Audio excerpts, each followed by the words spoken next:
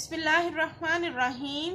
السلام علیکم عزیز طلبہ، جیسا کہ آپ جانتے ہیں کہ ہم سورۃ الممتحنہ کا پہلا رکوع پڑھ رہے ہیں۔ ابتدائی 3 آیات کا مطالعہ آپ کر چکے ہیں جو آپ کی کتاب کے صفحہ نمبر 45 پر ہے۔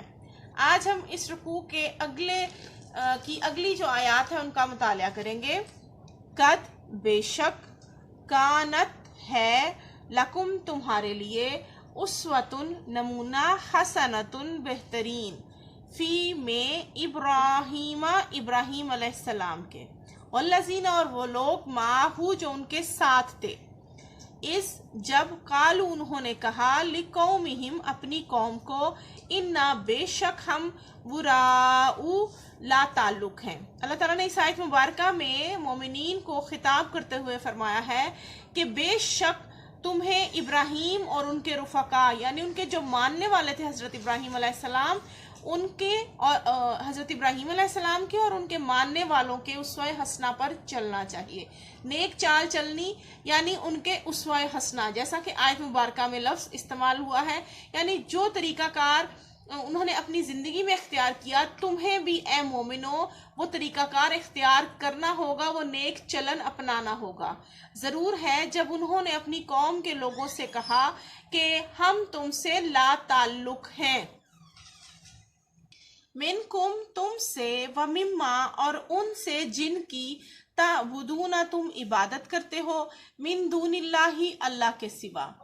کفرنا ہم نے کفر کیا، بکم تمہارے ساتھ، وبدا اور ظاہر ہوئی، بیننا ہمارے درمیان، وبینکم اور تمہارے درمیان، العداوت دشمنی، والبغضاء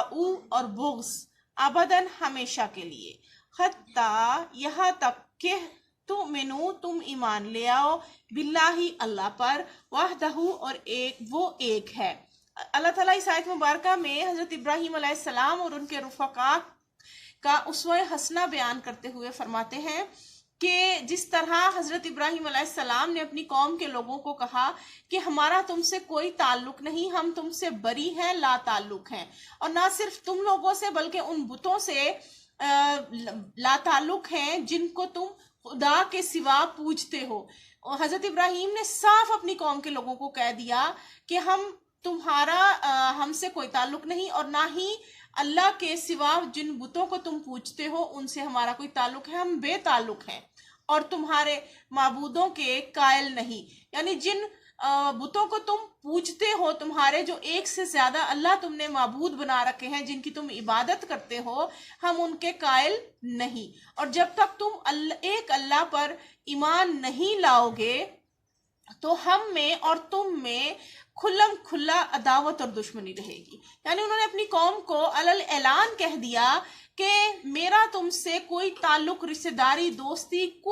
کسی قسم کا تعلق نہیں ہے۔ یہ نہ صرف حضرت ابراہیم علیہ السلام نے فرمایا بلکہ ان کے تمام ماننے والوں نے اپنے تمام دوستیاں، رشتہ داریاں ان تمام لوگوں سے ختم کر دیں جو ایک اللہ واحد پر یقین نہیں رکھتے تھے اور بتوں کی پوجا کرتے تھے، ان تمام سے ہر قسم کی دوستی اور رشتہ داری ختم کر دی اور کھلم کھلا دشمنی اور عداوت جو ہے اس کا اعلان کر دیا۔ اللہ مگر قولا کہا، یعنی کہنا، ابراہیم علیہ السلام کا، لأبیہ اپنے باپ کو، لأستغفرن، لا کا معنی ہے ضرور، استغفرن ضرور مغفرت طلب کروں گا، معافی طلب کروں گا، لکا آپ کے لیے یا تیرے لیے، وما اور نہیں، املکو میں اختیار رکھتا، لکا آپ کے لیے۔ یہ حضرت ابراہیم علیہ السلام اپنے باپ سے کہہ رہے ہیں کہ میں جو ہے میرا آپ سے کوئی تعلق نہیں، لیکن میں یہ ضرور کر سکتا ہوں کہ چونکہ آپ میرے باپ ہیں تو میں اللہ سے آپ کے لیے معافی اور مغفرت ضرور طلب کروں گا، لکا آپ کے لیے، من اللہ اللہ سے، من شیئی کچھ بھی، ربنا اے ہمارے رب، علیکا تجھ پر ہی، توکلنا بھروسہ کیا ہم نے، وعلیکا اور تیری طرف ہی، انبنا رجوع کیا ہم نے، وعلیکا اور تیری طرف ہی، المصیر لوٹ کر جانا ہے۔ اس آیت مبارکہ کی اس آخری حصے میں اللہ تعالیٰ فرماتا ہے کہ ہاں ابراہیم نے اپنے باپ سے یہ ضرور کہا یعنی وہ ان کا سگا باپ تھا، تو ان سے رشتہ ناتا ختم کرنے کے ساتھ ساتھ اپنے باپ سے یہ ضرور کہا کہ میں آپ کے لیے اللہ سے، اپنے رب سے مغفرت ضرور مانگوں گا آپ کے لیے، اور میں اللہ کے سامنے آپ کے بارے میں کسی چیز کا اختیار نہیں رکھتا، یعنی میں درخواست ضرور کروں گا لیکن میں کسی چیز پر اختیار نہیں رکھتا کہ وہ آپ کو شاید میرے اس طرح معافی مانگنے سے، آپ کے بارے میں مغفرت طلب کرنے سے آپ کو معاف کر دے۔ آیت مبارکہ کے آخری حصے میں مومنین کو دعا سکھائی جا رہی ہے کہ اے ہمارے رب، ہم تجھ پر ہی بھروسہ کرتے ہیں اور تیری ہی طرف رجوع کرتے ہیں اور تیرے ہی حضور ہمیں لوٹ کر جانا ہے۔ اس آیت مبارکہ میں مومنین کو دراصل کفار سے دوستی ختم کرنے اور محبت کے تمام رشتے ختم کرنے کی وضاحت کرتے ہوئے مثال دے کر، کس کی مثال؟ حضرت ابراہیم علیہ السلام اور ان کے ماننے والے جو ان کے پیروکار تھے، ان کی مثال دے کر سمجھایا جا رہا ہے کہ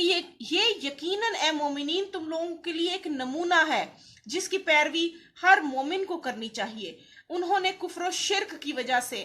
یعنی حضرت ابراہیم نے کفر و شرک کی وجہ سے اپنی قوم سے بیزاری کا اظہار کیا۔ اللہ تعالیٰ کے پرستاروں کا بھلا غیر اللہ کے پجاریوں سے کیا تعلق؟ یعنی ایک مومن کا جو کافر سے تعلق ہے وہ کسی صورت جائز نہیں۔ پچھلے تمام رشتے اس وقت ختم ہو جاتے ہیں جب ایک مومن کلمہ پڑھ کر اللہ کی ذات پر ایمان لے آتا ہے، اس کی تمام تعلیمات پر عمل کرتا ہے، اس وقت اس کے تمام رشتے ناتے دوستیاں ایک کافر کے ساتھ ختم ہو جاتی ہیں۔ یعنی حضرت ابراہیم علیہ السلام نے اپنی قوم کے لوگوں سے نہ صرف علیحدگی بلکہ بیزاری کا اظہار کیا اور فرما دیا کہ میری یہ علیحدگی اور بیزاری تم سے اس وقت تک رہے گی جب تک تم شرک کو چھوڑ کر دین اسلام قبول نہیں کر لیتے۔ حضرت ابراہیم علیہ السلام کی پوری زندگی جو ہے وہ قابل اتباع نمونہ ہے، یعنی ہمارے جو پیروی کرنے کے لیے ہمیں بہترین نمونہ ہے کہ انہوں نے اپنے سگے مشرک باپ کے لیے جو ہے وہ یہ الفاظ فرما دیے کہ میرا آپ سے کوئی تعلق نہیں، لیکن میں چونکہ آپ میرے باپ ہیں دنیا میں تو میں اللہ سے آپ کی مغفرت کے لیے دعا ضرور کروں گا۔ اب یہ میرے رب کی مرضی ہوگی کہ وہ آپ کو بخشے یا نہ بخشے، لیکن میں اس معاملے میں جو ہے کوئی اختیار نہیں رکھتا، کیونکہ ان کا یہ فعل اس وقت کا ہے جب ان کو یہ علم نہیں تھا کہ ان کے باپ کے نصیب میں ہدایت اور اسلام کی دولت نہیں ہے۔ یعنی یہ بات انہوں نے اس وقت کہی جب تک اللہ کی طرف سے انہیں یہ جو ہے پیغام نہیں ملا تھا کہ ان کے باپ کی زندگی میں کبھی بھی جو ہے وہ ہدایت کا سورج طلوع نہیں ہوگا۔ جب ان پر یہ واضح ہو گیا، اللہ کی طرف سے انہیں یہ پیغام مل گیا، تو انہوں نے اپنے باپ سے جو ہے وہ برات لے لی، یعنی انہوں نے معافی طلب کر لی کہ اب آج کے بعد میرا آپ سے بالکل لا تعلقی کا جو ہے وہ اعلان ہے۔ جب تک آپ جو ہے وہ اللہ پر بھروسہ نہیں کریں گے، اللہ کے پیغام پر جو ہے لبیک نہیں کریں گے، کہیں گے میں آپ سے کوئی بھی تعلق نہیں رکھوں گا۔ اور آیت کے آخری حصے میں اللہ تعالیٰ نے مومنین کو دعا جو ہے وہ سکھائی کہ ہمیں ہمیشہ اللہ پر ہی بھروسہ رکھنا چاہیے، اور کیونکہ تمام کاموں کا رجوع جو ہے وہ اللہ کی طرف ہے، اور ہمیں آخرت میں لوٹ کر بھی اپنے رب کی طرف ہی جانا ہے۔ آیت مبارکہ نمبر 5، ربنا، اے ہمارے رب، لا تجعلنا، تو نہ بنا ہم کو، فتنتن، آزمائش یعنی فتنہ، للذین، ان لوگوں کے لیے جو کفروا، کافر ہے یعنی جنہوں نے کفر کیا، واغفر لنا، اور ہمیں بخش دے، ربنا، اے ہمارے رب، انکا، بے شک تو ہی، انت العزیز الحکیم۔ اللہ فرماتا ہے کہ بے شک تو ہی، یعنی اپنی طرف سے اللہ تعالیٰ فرمان جو ہے وہ کرتا ہے کہ بے شک اللہ ہی سب سے زیادہ غالب اور حکمت والا ہے۔ اس آیت مبارکہ میں اللہ تعالیٰ نے مومنوں کو خصوصی طور پر ایک دعا سکھائی ہے کہ اے ہمارے رب، ہم کو کافروں کے ہاتھوں سے عذاب نہ دلانا، اور اے ہمارے رب ہمیں معاف فرما، بے شک تو ہی غالب اور حکمت والا ہے۔ اس آیت مبارکہ میں مومنین کو اللہ تعالیٰ کی طرف سے خصوصی طور پر یہ دعا سکھائی جا رہی ہے، اور اس دعا کا حاصل یہ ہے کہ ہم اللہ تعالیٰ سے ہمیں فریاد ہر وقت یہ دعا کرنی چاہیے کہ اللہ کافروں کو ہم پر کبھی غلبہ اور تسلط نہ عطا فرمانا۔ کہیں ایسا نہ ہو کہ کفار اپنے آپ کو حق پر سمجھتے ہوئے ہمیں فتنے میں ڈال دیں۔ اے اللہ، ان ہاتھوں یا اپنی طرف سے ہمیں کسی سزا کا مستحق نہ بنانا۔ وہ کفار ہمیں مصیبتوں میں مبتلا دیکھ کر یہ کہیں گے کہ اگر مومنین حق پر ہوتے تو ان کو یہ مصائب درپیش نہ ہوتے۔ یعنی کافر جو ہیں وہ ہمیں کسی مصیبت میں دیکھ کر خوش ہوں گے، اور ساتھ ہی یہ تیری وحدانیت پر جو ہے وہ شک کریں گے کہ اگر یہ مومن واقعی حق پر ہوتے تو ان کا اللہ انہیں ان مصائب میں مبتلا ہی کیوں کرتا۔ اس لیے اے اللہ، تو کسی بھی سزا کا مستحق ہمیں نہ بنانا۔ اے ہمارے رب، بے شک تو ہی بڑی حکمت والا ہے، بے شک تیری ذات ہی ہے جو سب پر غالب اور قدرت رکھنے والی ہے۔ آیت مبارکہ آخری پہلے رکوع کی لقد بے شک کانا ہے لکم تمہارے لیے فیہم ان میں اسوتن نمونہ حسنتن بہترین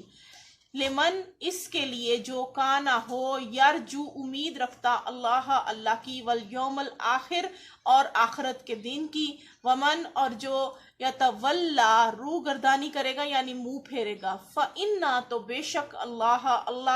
ہوا وہی ہے الغنی یو بے نیاز الحمید قابل تعریف۔ اللہ تعالیٰ اس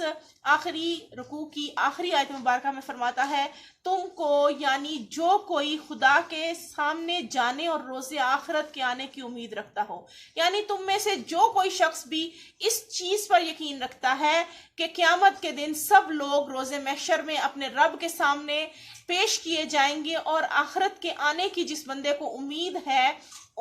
اسے ان لوگوں کی نیک چال چلنی ضرور ہے، یعنی اسے ان لوگوں کے اسوہ حسنہ پر یقین رکھنا چاہیے۔ اور جو کوئی روح گردانی کرے تو اللہ بھی بے پرواہ اور سزا دینے والا اور حمد و ثنا کے لائق ہے۔ اللہ تعالیٰ اس آیت مبارکہ میں فرماتا ہے، اس آیت مبارکہ کا شان نزول یہ ہے کہ بلا شبہ مومنین کو حضرت ابراہیم علیہ السلام کے اسوہ حسنہ کو اپنے سامنے رکھنا چاہیے اور ان کی زندگی کے واقعات سے سبق حاصل کرنا چاہیے، اور کافروں کے معاملے میں انہی کے اسوہ حسنہ کی پیروی کرنی چاہیے۔ یہاں یہ تکرار تاکید کے لیے کی گئی ہے، یعنی دوبارہ حکم حضرت ابراہیم علیہ السلام کے اسوہ حسنہ پر عمل کرنے کا اس لیے دیا گیا کہ ان کی سنت پر چلنا اہل ایمان کے لیے لازم قرار دے دیا گیا، یعنی جو بات بار بار کہی جائے اس بات کی تاکید کی جا رہی ہے اور لازم قرار دے دیا جاتا ہے۔ اس لیے اللہ نے بھی تاکید کے طور پر دوبارہ یہ حکم دیا کہ حضرت ابراہیم علیہ السلام کی جو سنت ہے اس پر عمل کرنا تم اے مومنو تم پر لازم ہے۔ اور اللہ نے فرمایا کہ جو کوئی بھی اللہ اور یوم آخرت پر ایمان رکھتا ہے، یعنی اسے اس بات کا دل سے یقین ہے کہ ایک دن دوبارہ زندہ کیے جانے پر وہ قیامت کے روز یوم حشر میں اپنے رب کے سامنے پیش ہوگا، تو اس شخص کو چاہیے کہ وہ اللہ سے ڈرے اور حالات و واقعات سے عبرت پکڑے اور آئندہ کوئی ایسا گناہ نہ کرے جس سے اسے اپنے رب کے سامنے شرمندہ ہونا پڑے۔ پس جو کوئی سیدنا ابراہیم علیہ السلام کو اپنا امام اور پیشوا ماننے سے گریز کرے اور توحید کا راستہ اختیار نہ کرے گا تو اللہ تعالیٰ کو بھی ایسے بندوں کی کوئی ضرورت نہیں۔ اللہ تعالیٰ ایسے بندوں سے روگردانی کرنے والوں کو جو ہے اللہ پسند نہیں کرتا، اور جو اللہ کا حکم نہیں مانتے اللہ تعالیٰ کو ایسے بندوں کی کوئی ضرورت نہیں، وہ ایسے لوگوں سے بے پرواہ ہو جاتا ہے، اور آخرت میں ان کے لیے سزا کا جو ہے وہ رکھا ہے جہنم کے طور پر، اور تمام حمد و ثنا جو ہے وہ اللہ تعالیٰ ہی کے لائق ہے۔ یہ تھا آپ کا رکوع نمبر 1، یہاں پر اختتام پذیر ہوا۔ اسی کے ساتھ جو ہے وہ پہلا رکوع مکمل ہوا، اس کی شان نزول کو بھی بیان کر دیا گیا۔ آئندہ آپ کو رکوع نمبر 2 کا تفصیلاً جو ہے مطالعہ کروایا جائے گا۔ اللہ حافظ، فی امان اللہ۔